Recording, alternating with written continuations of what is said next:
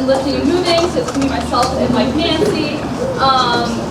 As you can probably hear, I have a very sore throat, so I'm not going to be talking very loudly.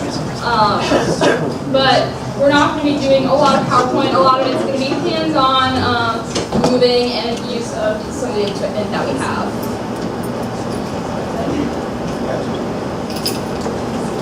So first, we're just kind of going to go over falls and rationale for why you use different equipment.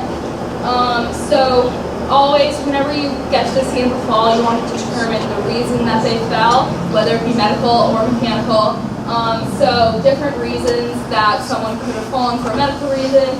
A lot of it's syncope, dizziness, stroke, seizure, any kind of diabetic emergency. They lose their balance. But as well as mechanical, so that could be tripping and falling, whether it's just something on the floor, or it could be falling off of something like a ladder. So you have to make sure that you know why they fell, so that'll affect your treatment for them.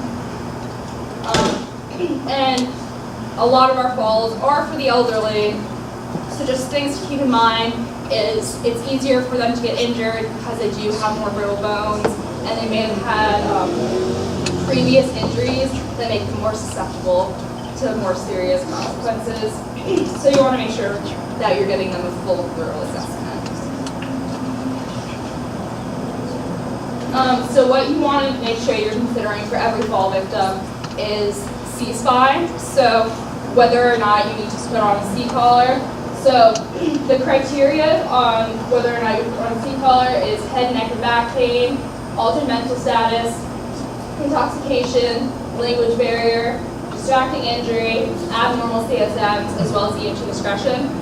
So also, I know a lot of people have some questions regarding sizing C-collars. So does someone want to come up and get a C-collar put on them?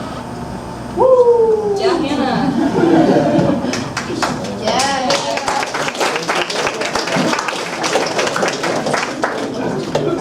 So a lot of times you hear about like the finger method, but a lot of times that just really confuses people. What I found most helpful is kind of just assessing the patient, like seeing about what looks like to fit them, and then making sure that it's not completely rigid, putting it up to their neck, and seeing how it works. And then just making sure that you're locking it afterwards. So that's where we have right here. So locking it into place once you determine the size. And then afterwards you can put it on. So someone will be holding manual C-spine as you're doing this. Come around. Does this feel comfortable for you? Okay. All right, so her neck is secured. I'm not going to keep her in this for very long, but the most important thing is to make sure that it's not too tight so that the patient can't breathe. Because while keeping their spine stabilized is very important, breathing always comes first. Thank you, Hannah.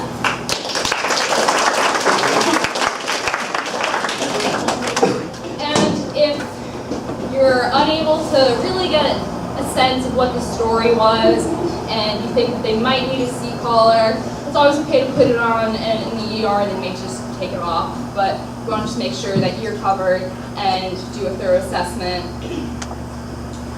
I would just like to reiterate the importance of assessment also, because at times it can be very difficult to ascertain why they fall. I mean, oftentimes that's one of our most difficult jobs. Sometimes people faint and then fall and then injure themselves, and the injury is masking what took place before. And it may be impossible for us to figure that out. However, oftentimes through the assessment process, if we're thorough enough, we can establish that. So reinforce that. Yep. And other things to just think about is if they hit their head, and if they did hit their head, you want to look to see if they are on any blood thinners, especially the 5 that cause a trauma alert, if they have any altered mental status, or any loss of consciousness. So those are just 3 things that you want to make sure you're checking in all of your patients that fall and possibly have an X-ray.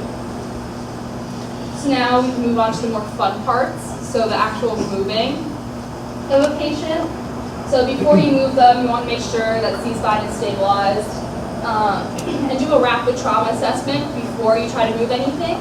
Because let's say someone has a wrist injury and you're trying to log roll them, you want to make sure that you're protecting any injuries before you try to move them.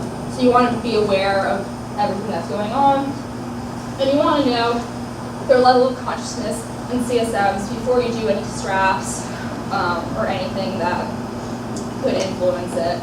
So you want to make sure you're doing your assessment before and after putting them.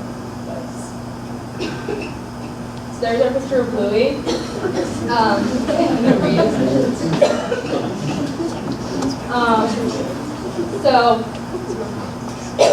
Sorry. Reeds are great for patients in very small areas, but they cannot be used if the patient has a suspected spinal injury. Sorry.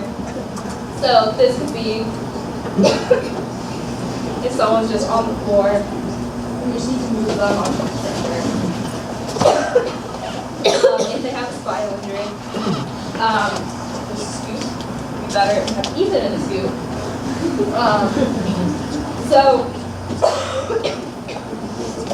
it really depends on whatever you feel more comfortable with. And a lot of people like the scoop because it's easier to pick them up because the handles are more clearly accessible. With the reeds, there's more traveling.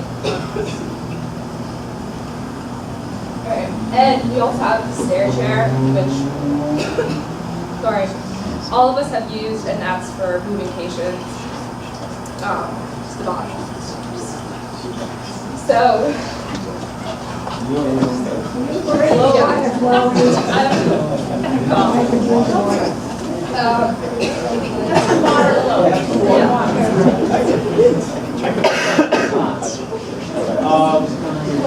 So the scoop is really good for spinal injuries. The patient tends to not move around on the scoop as much as they would in the reeds. Also, the reeds tends to hang a little low. You'll notice that the